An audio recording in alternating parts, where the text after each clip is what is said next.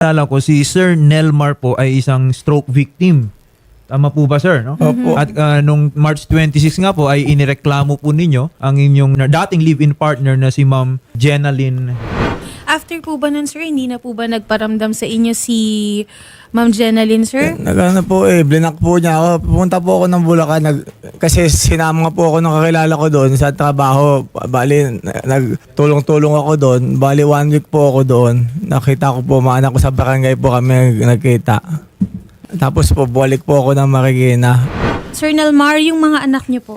Yung mga anak ko po, nakita ko naman po doon nung tapos po kami, usapan po sa barangay kung paano po bisita. Hindi po ako pwede pumunta sa kanila sa bahay nilang nanay niya Sa barangay ko lang po kailangan makita yung mga anak ko Ayun po ang sa pag-usapan doon na hindi po ako pwede lumapit sa kanila sa pamamahay nila. At sir, kailan po yung huling nakita ninyo yung inyong mga anak?